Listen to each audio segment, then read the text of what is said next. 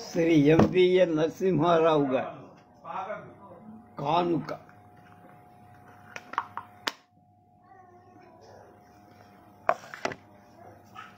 ఆరవ భాగం 14/8/20. బుడుగు గురించి చెప్తున్నారు. పెద్దల దోష. కొన్ని పదాలు పెద్దల ఉచ్చారణ వినడం మూలంగా అలాగే అనటం జరుగుతుంది. అలాంటివి ప్రపంచకం, అవుతే, ఇంకోటి, పద్యం వగైరా. రాసుకున్నప్పుడు పద్యాలు అంటాం కానీ అనేటప్పుడు పద్యాలు అనే అంటాం. పెద్దవాడు స్పష్టంగా శ్రావ్యంగా మాట్లాడే తప్పులు కొన్ని ఉంటాయి. అవసరానికి అంట.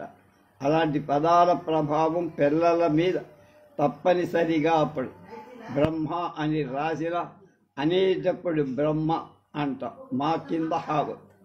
అలాగే బ్రాహ్మణులు బ్రహ్మాండం అని బ్రహ్మాండం మా కింద హావత్ బ్రహ్మాండం. రవణ తన రచనలో బ్రహ్మాండం గురువు గారు అనే రాస్తాడు కానీ బ్రహ్మాండం అని రాయడు. ఈనాడు వీర వ్యవహారవాదికులం అనుకునే వాళ్ళు కూడా రాసేటప్పుడు వ్రాస్తున్నాననే రాస్తున్నారు. ఆశ్చర్యం. ఇవి కాక కొన్ని పదాల ఛాయలు పడటం వల్ల కూడా కొన్ని పదాల ఉచ్చారణ రూపాలు మారిపోదు. మధ్యాహ్నం అన్న పదం మధ్య ఝా కింద జావత్ మధ్యాహ్నం అని ఉచ్చరిస్తారు. దీని ప్రభావం 18 మీద పడి అది 18 అయిపోతుంది. అలాగే ఎలుగుబంటి అనేది స్పష్టంగా పలకాలన్న ఉద్దేశంతో చాలామంది వెలుగుబంటి అంట. అలాంటిదే ఇందులో వింజన్ అన్న బుడుగు పదం అంటే ఇంజన్ అన్నమాట.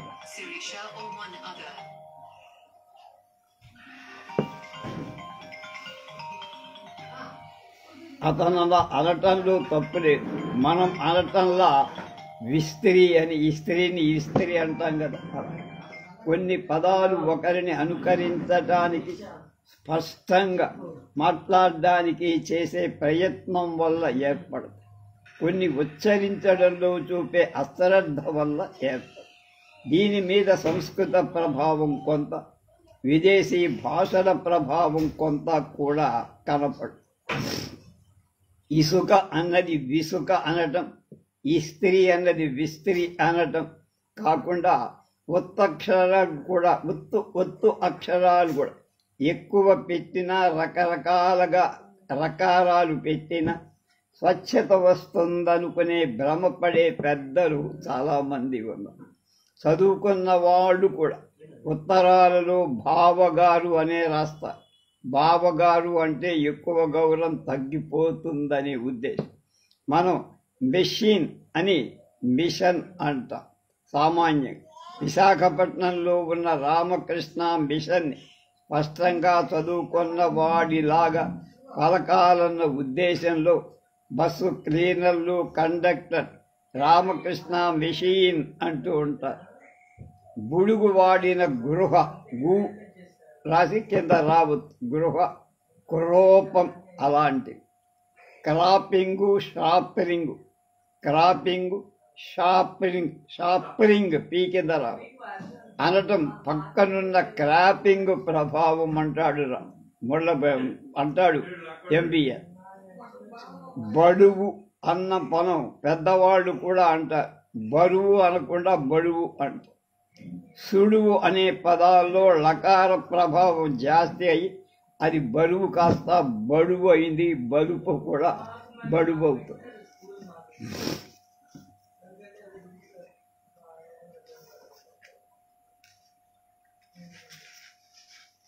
బాల్య వ్యాకరణం. ఉచ్చారణలో అచ్చులకి చాలా శక్తి ఉంటుంది. పదం చివర ఉన్న అచ్చు పదం ముందున్న అచ్చుని మార్చేస్తుంది. పందిరి ప్లస్ లు అని ఉంటే పందిరీలు అనలేం, పందిరులు అంట. దీన్నే వ్యాకరణం పందిరుడు అన్నది పందిరుడు అవుతుందోయ్ అని చెబుతారు. అలాగే మనకు తెలియనట్టు. అలాగే బుడుగు కొడుకు అనలేక కుడుకు అంటాడు. కుడుకు కు కింద కు తర్వాత డు తర్వాత కు. హాయిగా బుడుగు అన్నట్టే కుడుకు అన్నమాట కాదంటారా? ఇంకా అతని ఉచ్చారణలో ప్రత్యేకత దమ్మిడీలని దంబిడీలని, అక్షరాభ్యాసాన్ని అస్పరాభాసం అని, రక్షించాలి షీ కింద చాపితి రక్షించాలని అని ఉంటాయి. తను పొరపాటు మాట్లాడమే కాకుండా ఇతరులని సరిదిద్దాలన్న బాధ కూడా మానవ సహజం. ఎప్పుడు సంకురాంతిరి వచ్చింది కదా, బామ సంకురాత్రి అంటుంది. బామ్మకి తెలియదనుకో, ఇంగ్లీష్ కూడా రాదు బామ్మకి. మరి నేను పెద్దాడి నవ్వుతే కలకటేరవుతాడు అంటుంది బామ్మ. కలకటేరంటే ఇంగ్లీష్, అస్సలది కలెక్టర్ అన్నమాట. బామ్మకి తెలియదనుకో, అందుకని కలకటేరంటుంది. ఏం చేస్తాం అంటాడు బుడు. అలాగే ఎలక్షన్ షా కింద కావచ్చు. అలాగే డైరెక్టర్ తా కింద కావచ్చు. డైరెక్ట్ తా కింద కారత డైరెక్టర్. దికెస్టి అన్నవి కరెక్ట్ అని బడుగు అభిప్రాయం. డిప్టీ కలెక్టర్ కూడా ఈనాడు డిప్టీ కలెక్టర్ అనే అంటారు. అలా కాదోయ్, డిప్యూటీ కలెక్టర్ అనాలంటే నీకు ఇంగ్లీషు రాదంట. అలాగే సూపరింటెండెంట్ అనేవి కూడా అంతే. సూపరింటెండెంట్ అని ఎవడండు సూపరింటెండెంట్ అంటూ. ఈ ఉచ్చారణ ఒక్కోసారి మనని మోసం కూడా చేస్తుంది. పొరపాటుగా వినబడిన పదమే 10 సార్లు అదే కరెక్ట్ వింటే మాట్లాడి అదే కరెక్ట్ అనిపిస్తుంది. దివంగతులు అలాంటిది. దివంగతులు అని ఉండాల్సింది దివగంతులు అయిపోతాయి. అలాగే దంతధావనం పోయి దంతావధానం, అది ఉపయోగించేది రమణ. ఫలితాలు సజీవమైన తెలుగు భాషలో రచన చేస్తున్నాము అని అనుకునేవాడు ఆ సజీవమైన పలుకుబడిని పట్టుకొని పాత్రోచితంగా రాయాల్సిందే. అలా కాక నేను ఎంఏ చదివా, పదాల సుష్టు రూపం దుష్ట రూపం నాకు బాగా తెలుసు, కొట్టిన పిండి బారసాల తప్పు బాలసారే అనాలి, నేను అలాగే రాస్తానంటే ఊరుకోరు. టెక్స్ట్ బుక్గా పెట్టించేసి అవి ఎవరూ కొనకుండా చదవకుండా శపించి చావుగుట్టి చెవులు మూసేస్తాం. లోకోపకారార్థం గుడుకు తనకు తెలిసిన పదాన్ని, తన పెద్దవాళ్ల వల్ల తెలుసుకున్న పదాన్ని మనకు తెలుసో తెలీదో అని అర్థం చెబుతారు. బాల సాహిత్య రచయిత పెద్దవాళ్లకు కూడా బోధపడని పద బాల సాహిత్యంలో రాసేస్తూ ఉంటారు. వాళ్ళు పాండిత్యం ప్రదర్శించటానికి అంతకంటే చోటు దొరకనట్టు. అప్పుడు ఉదాహరణకు లెందుకులేండి, ఒకరి పేరు చెప్పి అవమానించామన్న బాధ కంట మిగిలిన వాళ్ళు పేరు చెప్పకపోయామన్న బాధ ఎక్కువ. బుడుగు బాల సాహిత్య రచయితల్లా కాక తనకు తెలిసిన పదాలు తెలిసినట్టు చెప్పేస్తా. బుడుగు భాష కదా, మరి అది మనకు అర్థం కావచ్చు కాకపోవచ్చు. రమణ ఈ బుడుగు నిఘంటువులో సెటైర్ పేల్చేశాడు, హాస్యం మిళాయించాడు, దట్టించాడు, అమాయకత ప్రదర్శించాడు, స్వచ్ఛతను సందర్శి. బుడుగు పదాలకు బుడుగు అర్థాలు, బుడుగు నిర్వచనాలు చదివే ముందు పదానికి అర్థం ఉండటం గురించి బుడుగు చెప్పే అభిప్రాయం కూడా మనం వినాలిగా. ఎస్ అంటే ఇంగ్లీష్ అన్నమాట. నాకు ఇంగ్లీష్ ఇంకా బాగా రాదు, అయినా ఆ మాటలకి అర్థాలున్నాయటో ఎందుకుండవు, తెలియాలంతే. నాకు కోపం వస్తే జాటర్ ఢమాల్ అంటారు, అది ఎవరికీ తెలియదు. నేను అలా అంటే నాన్న జడ్డి వెధవ అంటారు. ఆ మాటకి అస్సదర్థం లేదంటారు. ఎందుకు లేదు, ఉంటుంది, తెలియాలి అంతే. జాటర్ ధమాల్ అంటే అర్థం లేదు అని అర్థం లేదన్న మాట. దానికి అర్థం లేదని అర్థం. అందుకని ప్రతిదానికి ఏదో ఒక అర్థం ఉంటుందని బుడుగు అనుమానం. ఫలితంగా అంటే ఆ కారణం వల్ల ఏదో ఒక అర్థం చెప్పేస్తాడు వాడి ఇష్టం. ప్రైవేట్ చెప్పడం అంటే తిట్టడం అని అర్థం వాడి భాషలో. అపార్థం తెచ్చుకున్నారన్న మాట అంటే కోపం తెచ్చుకోవటం. అనుభవం అంటే టెంకి జల్లలు ముట్టికాయలు తినడం అని. లోకులంటే కాకులు, అలా అని బామ్మ అంటుంది. బాబాయి ఫ్రెండ్లందరినీ బామ్మ కాకుల్లా ఎండలో తిరుగుతారని కోప్పడుతుంది. అందుకు అంటాడు దానికి సమాధానం. ఫలితం అంటే కారణం, లేదు అంటే ఇవ్వనని అర్థం. తమిడి అంటే జేబులు వెతికి కానీలు లాక్కోవడం, తడిమేని తమిడి అన్నాడు. ఉపాయం అంటే అబద్ధం, రూల్స్ మార్చడం అంటే అన్యాయం చెయ్యడం. తోకరా అంటే కూడా అబద్ధం చెప్పడమే. డేంజర్ అంటే పిన్ని గారు మా బామ్మ పోట్లాడుకోవటం అంటే అవన్నీ సజీవ సాక్ష్యాల కింద తీసుకున్నా. కోపం అంటే భయం, పిన్ని గారికి నేనంటే కోపం. సంకురాత్రి అంటే భోగి, భోగి అంటే భోగి పళ్ళు పోయే కింద ఉత్తక్కల. ఔష్టం అంటే బెస్ట్ అంటే మనకు అంచక్కా ఉండే, బెస్ట్ అంటే మనకు ఎంచక్కా ఉండే, ఇంకోళ్ళకి కోపం వచ్చేది. ఇలా అని బాబాయ్ కూడా చెప్పారు. శిక్ష అంటే చిన్న పిల్లలు బళ్ళు వేయడం అన్నమాట. సంపాదించడం అంటే చిట్టిగాడు రాడి చిన్న పిల్లలు రేగుపళ్ళు ఇచ్చేసి వాళ్ళ దగ్గర పదనాలు లాక్కు కింద పావతు పెట్టాడు. రేగిపళ్ళు వద్దంటే ముట్టికాయలు ఇచ్చి తీసుకోవచ్చులే. అర టిక్కెట్ అంటే ఇలా చింపి చిన్న ముక్క ఇస్తారు. ధైర్యం అంటే పోలీసుతో మాట్లాడడం. ధైర్యం అంటే సుబ్బలక్ష్మితో మాట్లాడటం. లక్ష్మి కాదు, శ్రీ కింద లక్ష్మితో మాట్లాడు. అలా అని బాబాయి చెప్పారు. ధైర్యం అంటే బుడుగ్గాన్ని బజారు తీసుకెళ్ళటం అని కూడా ఇంకో అర్థం ఉంది. నాన్నకి ఇలాంటివి అర్థం లేదు, అలా అని అమ్మ అంటుంది. ఉంగా అంటే వద్దు అని, లేదు అని కూడా అర్థం ఉంది. నీతి అంటే కోత అని బాబాయే చెప్పారు. ఐదియా అంటే ఆశ అని అర్థంట. అలవాటంటే మన్ని ఉత్తినే తిట్టడు, నడ్డి మీద చంపెయ్యడు అని. బడి అంటే అర్థం లేదు అని బాబాయి చెప్పారు. కానీ గుడి అంటే ఆడబడి అని కూడా అర్థం ఉంది. ఆడబడి కూడా ఉంది. ఎలస్కన్ అంటే మంత్రి అవటం. మంత్రి అంటే మంత్రి అన్నమాట. ఇలా అని బాబాయి చెప్పారు. సలహాలు అంటే కోతలుట. ఇలానే బాబాయి చెప్పాడు. ఇదిగో ఈ నిఘంటువులో అంటే బుడుగు నిఘంటు. అపార్థం, అనుభవం, లోకులు, కృతజ్ఞత, ఫలితం, ఉపాయం, రూల్స్. తోకర డేంజర్, బెస్ట్ శిక్ష, సంపాదించడం, అర టిక్కెట్టు, ధైర్యం, ఖాదరు, నీతి, ఐడియా, అలవాటు. ఎలస్కను సలహాలు. పదాలు బుడుగు, వయసుకు తెలియాల్సిన అవసరం కూడా లేదు. ఇవన్నీ తెలుసుకోవాల్సింది సినిమా వాడు, పాలిటిక్స్ వాడు, లౌక్యుడు. బుడుగులాంటి పసివాడికి అనవసరం. అందుకని బుడుగు తనకు పరిచయమైన సంఘటనలు ఆ పదాలకి అర్థం రాశాడు. చైనా వాళ్ళు ఏ పదానికైనా ఆ పదం కానీ అర్థం కానీ అట్లా బొమ్మలతో చెప్తారు కదా, అట్లా.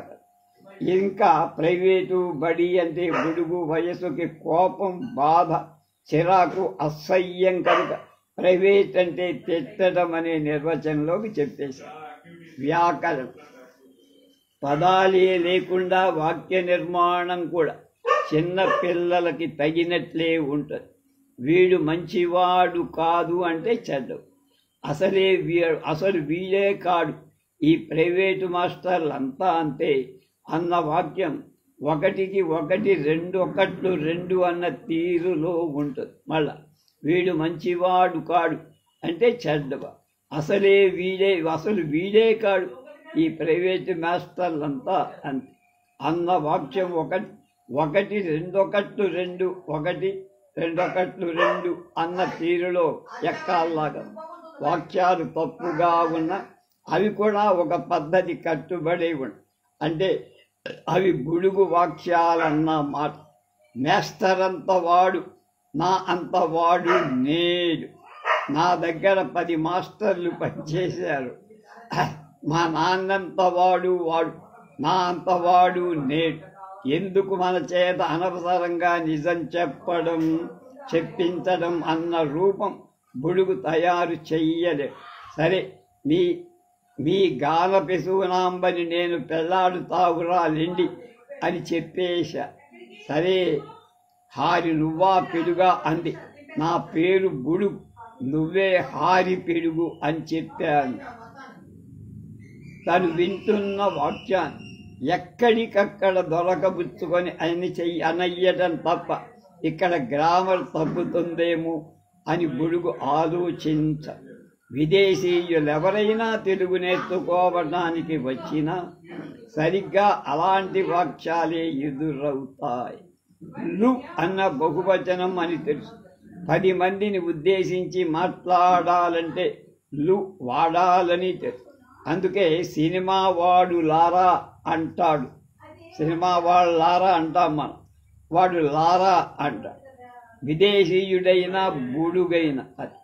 మన గ్రామరు నిర్మాతలు, దర్శకుడు కూడా మన విద్యా నాటక రంగంలో తర్ఫీదయ్యే నటుల గ్రామర్ ఇలా చెబితే తేలిగ్గా వస్తుంది. అలా కాకుండా ఏ బిఎస్సి చదివేవాడు చెవులు పట్టుకొని కూర్చోబెట్టి హడలేసి గ్రామర్ చెప్పేస్తే జీవిత నాటక రంగంలో వాడికి ఎందుకు తనికొస్తుంది?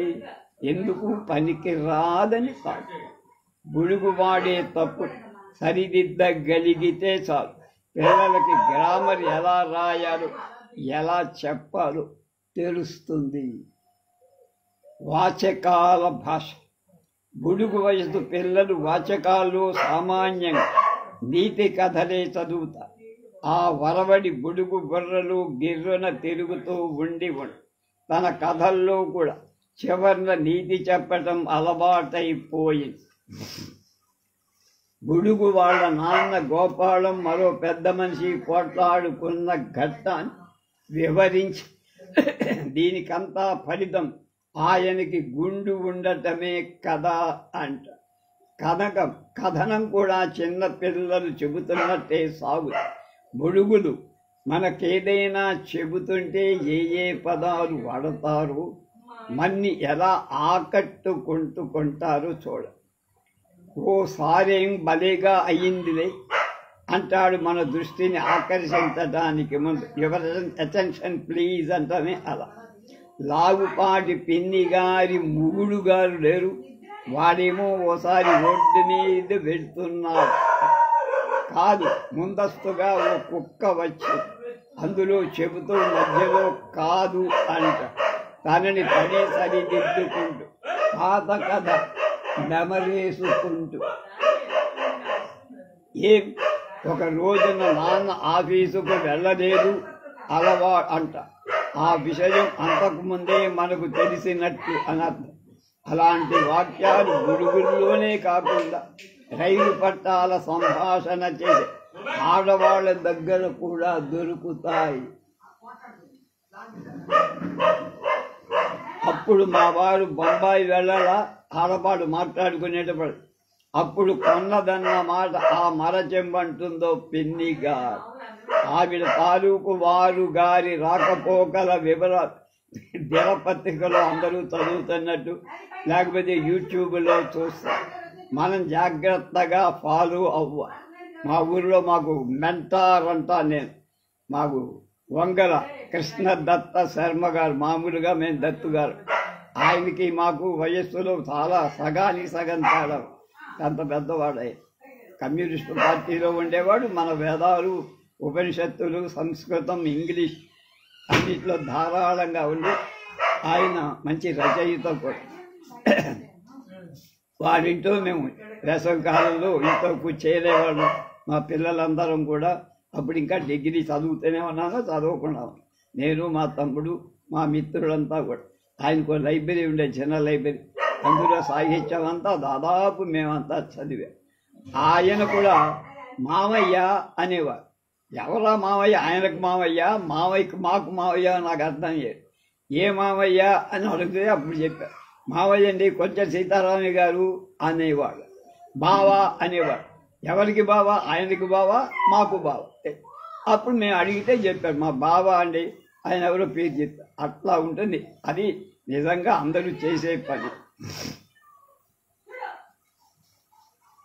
పిల్లలు దేవుడి చిరునవ్వు. చిన్న పిల్లలు దేవుళ్ళలాంటి వాళ్ళు కదా. వాళ్ళ ఒకళ్ళని ఎవళ్ళు మోసగించలే. మనిషిని చూడగానే ఒక అభిప్రాయం వాళ్ళ మనస్సులో ఏర్పడిపోతుంది. దాన్ని పెద్దవాళ్ళెవరూ కూడా తుడి చెయ్యలేరు, ఏం చేసినా ఎంత ప్రయత్నించినా అంటున్నా. బుడికి వాళ్ళమ్మ దేవత, అతని కంటికి వాళ్ళమ్మే అందగత్తె. లోకల్లో ఇంకెవరు అందంగా ఉండరు. చిన్నపిల్లల అందరి అభిప్రాయం అలాగే ఉంది. Psychology, child psychology.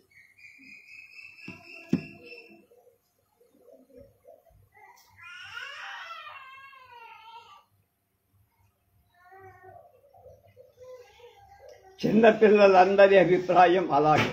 అమ్మ అలా నవ్వితే భలే బాగుంటుంది. శశి మళ్ళీ నవ్వుతుంది. అది నవ్వితే బాగానే ఉంటుందనుకో. శశి అన్నమాట, దాని పేరు శశి అన్నాడు. అలాగే ఎలాగైనా అమ్మంత బాగుండదు అంట. ఏ పాపాయికైనా సరే వాళ్ళ రాధ అంటేనే ఎక్కువ ఇష్టం. రాధ అంటే అమ్మ. నాన్న కన్నా బామ్మ కన్నా, పిచిక కన్నా బొమ్మ కన్నా, సీగాన పిసునాంబ కన్నా రాధంటేనే ఎక్కువ ఇష్టం అన్నమాట. అంటే అమ్మంటే. అమ్మని ఎవరు ఏమీ అనకూడదు. అమ్మ జడ పెద్దది కాదు అని పిన్ని గారంటే బుడికి కోపం వస్తుంది. కోపం కాదు, కోపం అంటే తీవ్రమైన కోపం. అమ్మని ఎందుకలా అనాలి అని. అమ్మంటే అంత ఇష్టం ఉన్న ఒక్కోసారి బామ్మకి గొప్పతనం కట్టబెట్టాల్సి వస్తుంది.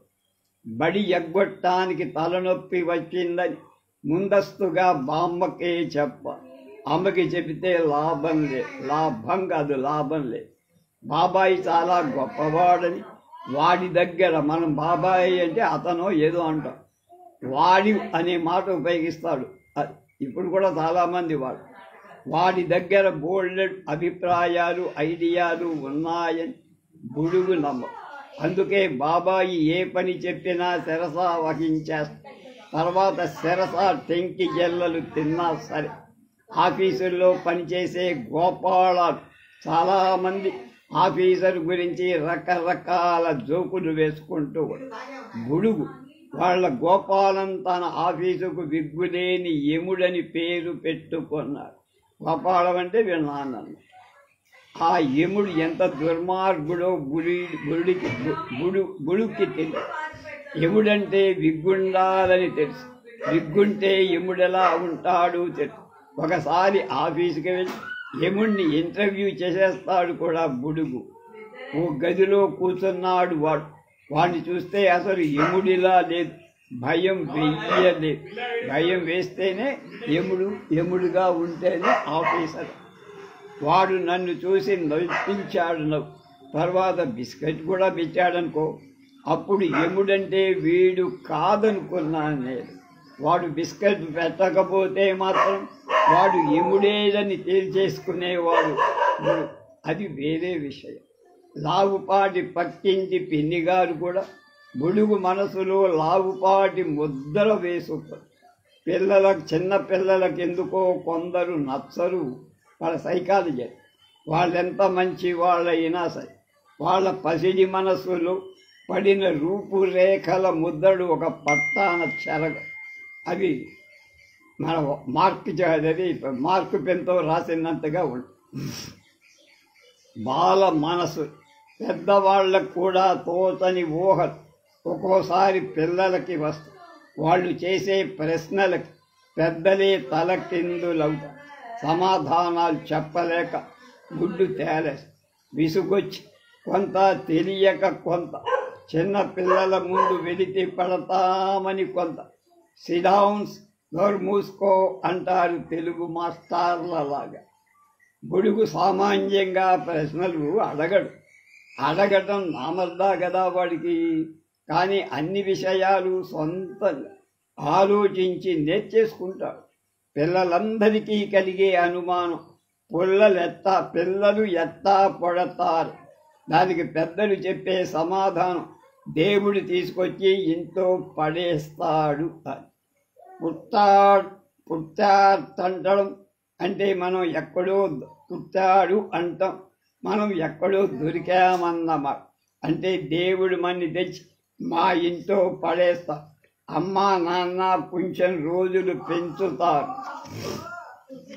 తర్వాత పెంకి బడవాఖాన బడుద్దాయి అంట. అప్పుడు గబుక్కున అష్టరాభ్యాసాన్ని బదులు అష్టరాభ్యాసం చేసి బళ్ళు పడేస్తారు.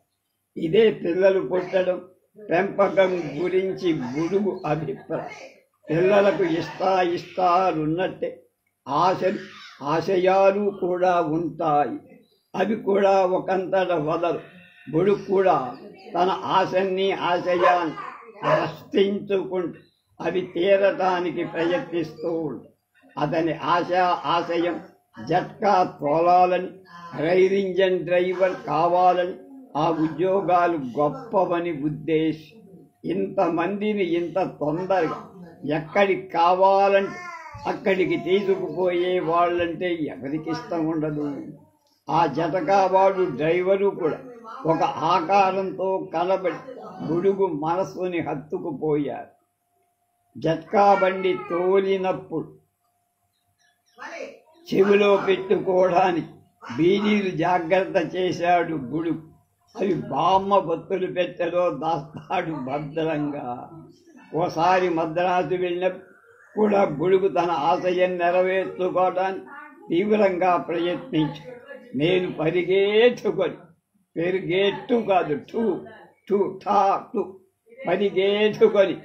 ఇంజన్ డ్రైవర్ దగ్గరికి వెళ్ళిపోయి 10 బీడీలు ఇస్తా, నన్ను రైలు తోలనిస్తావా అన్నారు. కానీ వాళ్ళ దగ్గర చాలా సిగరెట్టులే ఉండటంతో గుడికి బేరం సాగల. 1-2 సార్లు జట్కా తోలినందుకు రావటానికి కూడా సిద్ధపడి టెంకి జల్లలు తింటాడు బుడుగు. ఆశయ సాధనలో కష్టాలు తప్పవు కదా.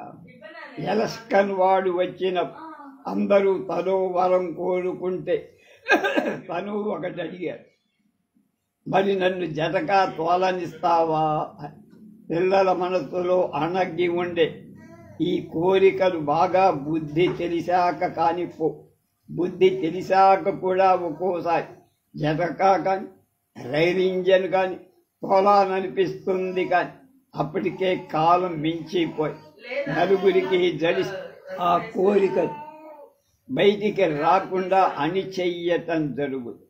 ఈ మనస్తత్వాన్ని నిశితంగా పరిశీలించిన రమణ లోకయాత్ర అనే కథలో రాధాయితో కూడా అనిపిస్తా. తను పెద్దవాడైతే ఎప్పుడూ 2nd క్లాసులోనే వెళ్తా.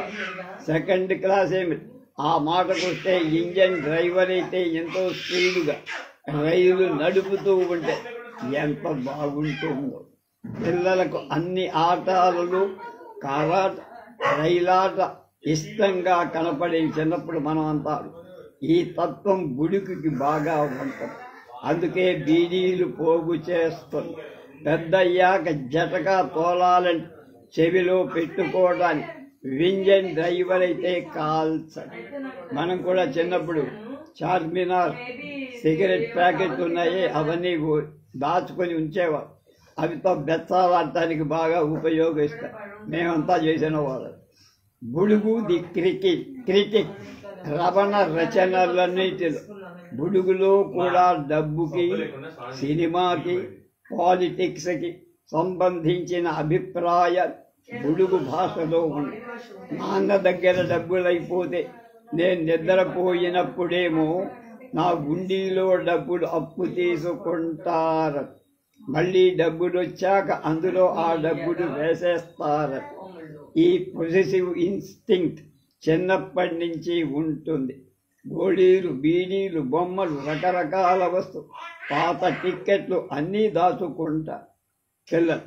అవి వాళ్ళ ఆస్తి. వాటిని ఎక్కడికి వెళ్ళినా వదిలిపెట్టారు. అవన్నీ బూడ్స్ రైల్లో వస్తాయి. గూడ్స్ రైలుకి బూడ్స్ రైలు అని చెప్పాడు నాకు. కానీ నాన్నకేం తెలుసు అలాంటివి గూడ్స్ రైల్లో వేస్తారా అని వీడు అనుమానం. అందుకని నేనే నాన్నకి చెప్పకుండా వాడి పెట్టిలో నా సామానంతా సర్దేసి నాన్న కోట్లు పుస్తకాలు అవి భోషాణంలో దాచేశాననుకో, కావలిస్తే అవే గూడ్స్ రైల్లో వస్తాయి. పిల్లల మనసు మీద ఎక్కువ ప్రభావం కనపరిచేది సినిమా. మన పెద్దవాళ్ళు కూడా 3-7 నుంచే సినిమా పాటలు, నాగేశ్వరరావు, సావిత్రి మొదలైన పేరు వాటితో అక్షరాభ్యాసం చేస్తారు. పూర్వం వాటి స్థానాలు ఓం నమ శివాయ, సిద్ధం నమః ఉండే అన్నీ మారిపోయాయి. బొడుగు మనసు మీద కూడా ఆ ముద్రలు పడ్డాయి. అంటే ఇప్పుడు బాలరాజు సినిమా, జయసింహ సినిమా ఉన్నాయి కదా. నాగేశ్వరరావు, ఎంటి రామారావు అలా నించుంటారా చెట్టు దగ్గర? ఇప్పుడు అంజలి అయినా సావిత్రి అయినా వస్తుంది కదా అంటాడు బుడు. అతన్ని స్టంట్ సినిమాలు ఆకర్షించినట్టుగా మరే సినిమాలు ఆకర్షించవని అర్థం. ఇప్పుడైతే వాటి బదులు పిల్లల్ని ఎక్కువగా ఆకట్టుకునేది దిశ్యం సినిమాలు. అంటే పోట్లాడు.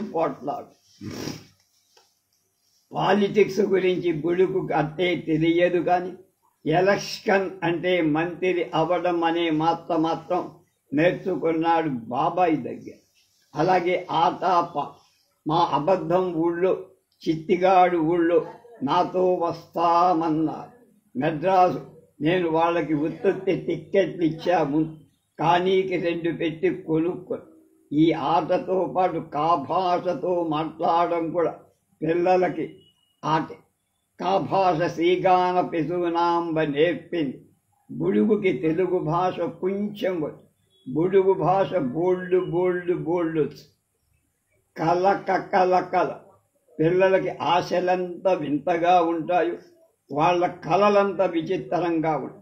జాగ్రత్త అవస్థతో పాటు పగటి కలలకు, పలవరింతలకు, ఆశయాలకు, నిత్య జీవితానికి ఉన్న సంబంధం లోతుగా ఆలోచించి వరహాలరాజు కథ రాసిన రమణ ఆ మనస్తత్వాన్ని బుడుగులో కూడా విశ్లేషించి చూపించారు. బుడుగుకి అలాడీన్ హీరో ఆదర్శపుడు. ఆ కథ చెబుతుంటే తన్మయం చెందుతారు. అలాడీనులా అయిపోవాలని అనుకుంటారు. అయిపోయానని అభేద భావాన్ని కూడా పొందుతాడు ఒక్కొక్కసారి. వాడు ఓ రోజున వీధిలో ఆడుకుంటున్నాడా మరి? అప్పుడేమో బుడబుడకలవాడు వచ్చాడు. అంటే బుడబుడలు వాడు బుడుగువాడు. అక్కడి నుంచి కలలో అలాడీన్ వేషం బుడుగు వేసి కథ నడిపిస్తుంది. ఆ బుడబుక్కల వాడికి వచ్చిన బాధ అదేంటది? బుడబుడలవాడు. అక్కడి నుంచి కలలో అలాడీన్ వేషం బుడుగు వేసి కథ నడిపించారు. ఆ సాయంత్రం బాబాయి చెప్పిన అలాడీన్ కథ ఫలితం అన్నమాట ఆ కథ. అంత విలువైన అలాడీన్ కళలో కూడా రాక్షసుడు చాకింద చావ పక్కింటి లావుపాటి పిన్ని గారి కంటే లావుగా ఉన్నాడన్న విషయాన్ని బుడుగు మర్చిపో. బుడకలవాడు నాతో వస్తావా, మిఠాయి పెడతానంటే మిఠాయి వద్దు, మరేమో నారాయణ కొట్లో వేడి పకోడీలు కొనిపెట్టే వస్తాను, లేకపోతే రాను పో అని చెప్పేశాడు. అలాంటి కలని కలవరింతని మెలకువని ఎంత మెలకువ జత చేసి చెప్పడం రమణ సొత్తు. నావెల్టీ మంచి నవల్లో దొరికే థ్రిల్లింగ్ సీక్వెన్స్ బుడుగులో కూడా దొరుకుతాయి. నువ్వు ఎముడిలా లేవు అని అలా ఉంటావని మా గోపాలని చెప్పాడు. తండ్రి గోపాల్ అని బుడుగు ఆఫీసర్తో అంటుంటే గోపాలం సుబ్బారావు భయంతో చేతులు కట్టుకుంటు ఉండరండి, అసలు మీరు ఎమిడిలా ఉండనే ఉండరు. విగ్గు కొన్నా సరే మరి అసలు యముడికి మీకు పోలిక లేవు అని అంటున్న సంఘటన సస్పెన్స్ పోషిస్తూ సరదాగా ఉంటుంది.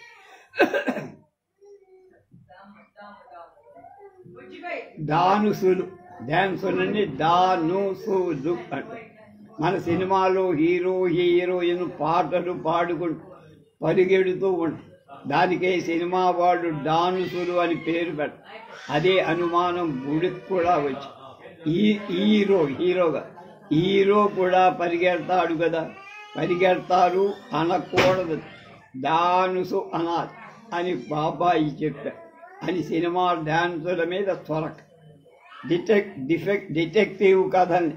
డిఫెక్టివ్ కథలంట.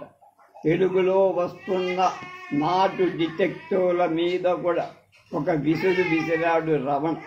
బుడుగు బాబాయికి ఆ వయసున్న వాళ్ళందరికీ డిటెక్టివ్లంటే పిచ్చి ఆరాధ. బుడుగు వాళ్ళ ఇంటికి వచ్చిన డిటెక్టివ్ వాడికి మీసాలు, భూతద్దం వగైరా ఆడంబరం తప్ప సరిపోయేం లేదు. నాటు డిటెక్టివ్ల బుర్రలు ఎంత మట్టి ఉంటుందో చెప్పడానికి ఒక సన్నివేశం కల్పించాడు రమణ. ఆడది పిలుస్తోంది అని చెప్పేశాడు డిటెక్టివ్ రావు. అటుకేసి భయంగా చూస్తూ మా అమ్మ అని చెప్పాడు కొడుకు. అవును మా వదిన అని చెప్పాడు బాబాయ్. అయితే 2 గొంతుకలన్నమాట. చూసావా, ఒక్క కూనీలవాడు ఒక్క తుపాకీతో నించొని 2 గొంతుకలతో పిలుస్తున్నాడు. ఈ కేసు చాలా విచిత్రంగా ఉంది అని చెప్పేశాడు డిటెక్టివ్ వాడు. కాదు ఒకటేరా, మా వదినే వాళ్ళ అమ్మ కదా అన్నాడు బాబాయ్. ఏమో హంతకుడు దొరికితే గాని ఆ సంగతి చెప్పలేను అన్నాడు డిటెక్టివ్ వాడు అద్దం ముక్కలోంచి చూస్తూ. ఇట్లా చూస్తారు కదా, అది లేక భూతద్దం. అలాంటి డిటెక్టివ్తో జమీందార్ చిత్రంలో రేలంగి వేషం వేయించాడు రమణ. దోచుకుపోవటానికి వచ్చిన హంతకుడు గౌరవంగా చూస్తూ అడుగుతాడు రేలు, మీరిన్ని హత్యలు చేశారు సార్, మీ ఆటోగ్రాఫ్ ఇస్తారా? రాజకీయ ఆకారం. ఈ సన్నివేశంలోనే ఇంకా ఒక చిన్న జోక్ ఇక్కడ దూకొచ్చింది కానీ చెప్పాల్సింది కదా, నిన్నే చదివాను అక్కడ.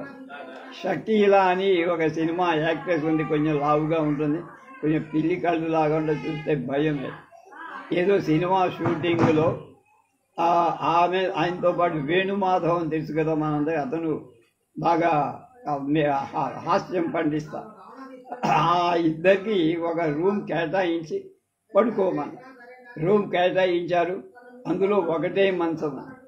కింద పడుకోవడం అంటే మిగతా వాడు ఒకటి పైన పడుకుంటే వాడు కింద పడుకోవాలి, కింద ఇంకేం లేవు అక్కడ.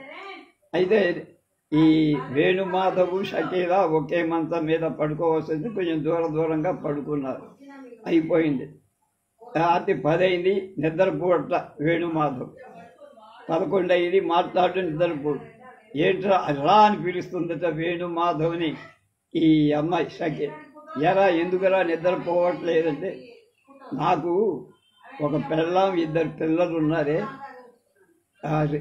ఒరే అనుకుంటారు, రేలంగి గిరిజ కూడా అలాగే అనుకుంటారు, నేను విన్నాను. సరే విన్నారు, నేను ఈ అర్ధరాత్రి అడగరా అని కోరిక ఒకటి అడుగుతా, నువ్వేమనుకో కదా, అమ్మో వీడేం కోరతాడు, నా కొంప కొల్లే చేస్తాడేమో అని అనుకుంది ఆ అమ్మాయి. సరే కాసేపు సంకోచించి అడగరా అని అడిగి, నాకు నిద్ర వస్తే కళ్ళు నిద్రపోతే ఒళ్ళు తెలియదే, ఆ నిద్రలో మైమర్చి నిద్రపోతూ ఉంటాను. నువ్వు అర్ధరాత్రి నీ కాలు చేసి నా మీద వేసావనుకో, అప్పచ్చైపోతా, నా పిల్లలు హరీమంటారే అనేటప్పటికే ఆ అమ్మాయి పగలబడి తలాలు నవ్వుతూనే ఉందని మన ఇంట్లో లేకపోతే అలా ఉంటాయి కొన్ని ఉద్యోగాలు.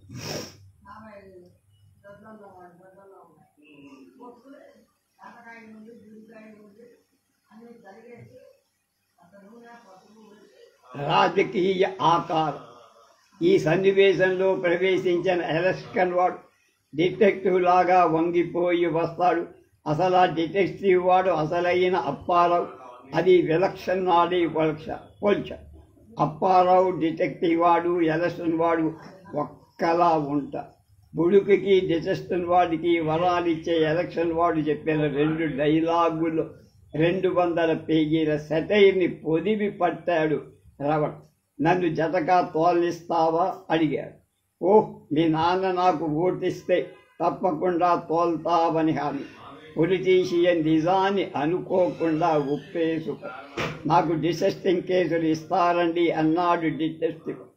నాకు ఓటేస్తే నీకు బోల్డ్ కేసులు అని వాగ్దానం చేశాడు రాజకీయవాది అనాలోచితంగా అబద్ధం చెప్పలేక. బామ్మగారు మూర్తి భవించిన గృహ రాజకీయవాదిల ఎలక్షన్ వాణి ఒక కోరిక కోరు. నువ్వు మంత్రి అయితే మరి మా ఇంటికి పక్కింటి పిన్ని గారింటికి వెళ్ళ వేయిస్తావా అంటే సున్నం కొట్టిస్తా ఓ అన్నా. మళ్ళీ నేమో అలా ఎదురింటి వెళ్ళకూడదు అని అంది బామ్మ. అంటే అవతల ఎదురింటికి వేసే వాళ్ళకి వేయకూడదు, తన పక్కింటి వాళ్ళకి వేయి. ఓ అన్నాడు ఓడు. అక్కడ పల్లెటూరి గృహ రాజకీయాలు మారు రూపంగా బామ్మని చిత్రించారు రమణ. ప్రశ్నావళి రేడియో వాళ్ళకి పత్రికల వాళ్ళకి విజ్ఞానదాయకం సలహాపూరితం అయిన ప్రశ్నలు అడుగుతూ ఉంటారు ప్రేక్షకులు, పాఠకులు. సామాన్యంగా తెలుగు భాషలో అలాంటి అమాయకులు జవాబులిచ్చేవాళ్ళు మాయ చేసి సంతృప్తి పరుస్తూ ఉంటారు. ఈ పద్ధతిని ప్యారడీ చేస్తూ రమణ రాశారు. రమణ అను రమణ అంటే బుడికి చాలా గొప్పవాడు కదా, మరి చాలామంది పిల్లలు సలహాలు అడుగుతూ ఉత్తరాలు రాస్తారు. సలహాలంటే పూతలని, అవి మన దగ్గర లేకపోతే ఇవ్వాలని బుడుగుకి తెలుసు కాబట్టి అందరికీ సలహాలు ఇచ్చేస్తూ ఉంటారు. వాళ్ళకి ఇచ్చిన సలహాలు విలువైనవి చూడ. జ్వరం రాగానే పరిగెత్తుకు చెప్పాలి, లేకపోతే జ్వరం చల్లారిపోదు. తలనొప్పి అని ముందస్తుగా బామ్మకే చెప్పాలి, ఆమెకి చెబితే లాభం లేదు. పుస్తకాలు రాసేయి అంటే నాకు తెలియదు, అయినా సరే మనం రాసేయచ్చు, డబ్బులు రావాలి కదా. మరి ఈ ప్రపంచకంలో ప్రైవేట్ లేకుండా మనకి ఏం రాదు కదా అన్నవి పిల్లలందరూ కద్దరు అందరూ మెచ్చే మత్సు వాక్య. విమానం కథ బుడుగు కాక బాల సాహితీ శీర్షకు రమణ మరొక రచన చేశారు, అదే విమానం కథ. ఈ సైన్స్ కథను కూడా చాలా సరళంగా పిల్లలకు అర్థమయ్యేట్లే చెప్పారు. ఈ వచన రచన మీద ఆసక్తి కలిగించడానికి ఒక కథలా ప్రారంభి. గాలి రివ్వున వీస్తోంది, నల్లటి మబ్బులతో ఆకాశం నిండిపోయి నాగరాజు బడి నుంచి వస్తూనే సావిస్తోంచి గది మంచం మీదికి పలక పుస్తకాలు విరిచేసి మరీ పరిగెత్తబోయాడు ఆడుకోవట. వాళ్ళమ్మ కేకేసి ఆపింది. వానొస్తుంది వెళ్ళొద్దు బాబు అంది ముద్దుగా. నాగరాజు మామూలుగానే గునిశాడు. అమ్మ పెట్టే 4 అందుకోవటం అందుకోసమే వాళ్ళమ్మ కూడా కోపం తెచ్చుకుంది. గుమ్మం కదిలితే కాళ్ళు వెరగొడతారు. గదిలో బందీ అయిపోయిన నాగరాజు ఆలోచనలు రెక్కలు టప్ప టప్పలాడించుకు నిశ్చలంగా ఎగురుతున్న డేగ మీదకి వెళ్ళి రమణ అక్కడి నుంచి విమానం కథలోకి వస్తారు. కానీ కథలోకి వచ్చే ముందే నాగరాజు వాళ్ళమ్మ చేగోడీలు 4 చివాట్లు పెట్టి అనే వాక్య రచన చెయ్యటం మాత్రం మర్చిపో. అమ్మ కిందికి వెళ్ళిపోయింది కామోస్. ఇంకా ఎలాగా వినపడదు ఏడ్చినందుకని నాగరాజు ఏడ్పు మానేశాడు అని మనస్తత్వ విశ్లేషణ చెయ్యటం కూడా ఆయన ఎక్కడా మానలేదు. ఎదురింటి వాళ్ళింటి మీద గెద్ద వాలింది, ఇంటి మీద గెద్ద వాలకూడదట, వాలితే ఇంట్లోంచి వెళ్ళిపో అని పెద్దలు చెప్పిన మూఢనమ్మకాలు. నాగరాజుతో నెమలు వేయించడం కూడా రమణ మారలేదు. కిటికీలోంచి పకోడీలు వస్తున్న బండరాముడు కనపడు. వాడి చేతిలో వేడి పకోడీలు, నారాయణ కుట్టులో బుడుగు ఫేమ్. చూడగానే నాగరాజుకు నోరు తను ఎలాగా తీసుకోలేడు. అందుకని ఒక దురూహ కలిగింది. నాగరాజు కోపం వచ్చి ఎదురింటి మీద గెద్ద వీడి చేతిలో పొట్టంతందుకు పోవాలమ్మా అలా చేస్తే 70,219 కొబ్బరికాయ కొడతానమ్మా అని మొక్కుకున్నాడు నాగరాజు. అది చెప్పడంలో పిల్లల తత్వాన్ని అక్షరాలు పొదిగాడు. ఎవడైనా రాస్తారా? అలా రాయలేడు. ఎవరు? రమణ రాసినంత గొప్ప. అక్కడి నుంచి చాలా ఏళ్ల క్రితం చాలామంది కుర్రాళ్ళకి ఇలాగే బోలెడు సందేహాలు వచ్చాయి అని చెప్పి జేమ్స్ వాట్ గురించి, న్యూటన్ గురించి సరదాగా వాళ్ళకు కలిగిన సందేహాలు సైన్స్కి ఎలా ఉపయోగపడ్డాయో వాటి గురించి చెప్పి విమానం కథలోకి అప్పుడు దూరతాడు రచయిత. గ్రాంధిక సైన్స్ కెటిల్ మూత ఎలా ఎగిరిపోతుందో అని జేమ్స్కి సందేహం వచ్చి ఆవిరి మూలమున ఎగురుతుండదు అని నువ్వు ఇప్పుడు తెలుగు చెప్పగలవనుకో అనే రచనల్లో వ్యావహారికం హల్వాలో ఇంగువ పరుగులా తగిలే గ్రాంధిక వాక్యం. పిల్లలకి సైన్సు కూడా హాయిగా నడిచే బాల భాషలోగా బాధ భాషలో చెప్పటం కూడా చమత్కరించడం రవణ మరిచిపో. న్యూటన్ కథ కూడా ఒక యాపిల్ గబుక్కున అతని నెత్తి మీద పడి శుభ్రంగా తినేసిపోవచ్చుగా అంటూ చెప్పడంతో పిల్లలకి ఆసక్తి కలుగు. పాత కథ. ఈ 2 కథల తర్వాత పిల్లలకు తెలిసేది మన దేశంలో జరిగే సిద్ధార్థుడి కథ చెప్తా. ఇంత పెద్ద భూలోకం తయారు చేసి ఇందులో ఇంతమంది మనుషుల్ని పెట్టిన దేవుడు మళ్ళీ వాళ్ళ కష్టాలు ఎందుకు పెట్టాలి, ఎందుకు జబ్బు చెయ్యనివ్వాలి, ఎందుకు చచ్చిపోనివ్వాలి అంటూ అతనికి ఆలోచన కలిగిందని చెప్పడం వల్ల పిల్లలు ఆలోచనా శక్తికి పెంచుకోవటానికి ప్రయత్నిస్తారు. అశాస్త్రీయం. ఈ కథలోనే మన పెద్దవాడు చెప్పే పెద్ద అబద్ధాలు పిల్లల మనసులో తిష్టవేసి శాస్త్రీయ దృక్పథాన్ని నిరోధిస్తాయి అన్న ఉద్దేశం వాటి సంగతి కూడా ప్రస్తావించాడు రచయిత రవణ. మనిషి ఎగరవచ్చని, విమానాలనేవి మనుషుల్ని మోసు ఆకాశంలోకి తీసుకుపోతాయని మన పురాణాల్లోనే ఉంది. మనుషులు వాళ్ళంతటా వాళ్ళు ఇంకా ఎగరటం లేదనుకో, అలాంటప్పుడు నవ్వుతారనుకో. ఇప్పుడు ఈ విమానాలు బాంబుల అవన్నీ మనకు ఎప్పుడో తెలియని కొందరు గొప్పగా చెబుతారులే. సైన్స్ విషయాల వరాసాగ్గా చాలా వచ్చేసినప్పుడు పిల్లలు కంగారు పడకుండా ధైర్యం చెబుతారు. ఇవన్నీ కంఠతా పట్టాలి కాబోలని కంగారు పడకు ఏం అని ఒక కొటేషన్. మరో చోట కూడా గ్రాంధిక భాష ఒక ప్రశ్న ఒక సమాధానం. విమానములను ఎవరు గనిబెట్టిరి రైటు సోద అని ఫస్ట్ ఫారంలో రాస్తే ఆన్సర్ రైతేనని ఒక మార్కు వేస్తా మాస్టర్. అలా అంటే సెకండ్ ఫారంలో ఈ జవాబు తప్పని కొట్టేస్తారనుకో. నీతి వాక్యం ఇదంతా బుడుగు. చివరికి ముగిస్తూ చెప్తున్నాడు ఎంబీఎల్. రచన ముగించేము ఇందరి నీతి అని చెప్పినట్టు విమానం కథలో నువ్వు గుర్తుంచుకోవాల్సింది ఇంకోటి కూడా అని ఒక నీతి చెబుతాడు రచయిత రవణ. నువ్వేదైనా పని చేసేటప్పుడు అది మంచి పని, నీకు చేతనవుని నువ్వు అనుకున్న మిగతా వాళ్ళు నవ్వినా విక్కిరించినా అది పోలీసు వాళ్ళు కూడా చెయ్యలేరు అన్నా నువ్వు మాత్రం ప్రయత్నం చెయ్యి. ఓసారి సరిగా రాకపోతే మళ్ళీ చెయ్యి, మళ్ళీ చెయ్యి. ఇది ఈ విమానం కథలు నువ్వు నేను అందరం నేర్చుకోవాల్సిన నీతి అని చెప్పి అలా పిల్లలు జిజ్ఞాసులు కాబట్టి ఈనాడు శాస్త్రీయ విజ్ఞానం పండి లోకం సుభిక్షంగా ఉందని రచన భరతవాక్యం పలుకుతాడు ముళ్ళపూడి వెంకట రమణ. పూర్వకాలంలో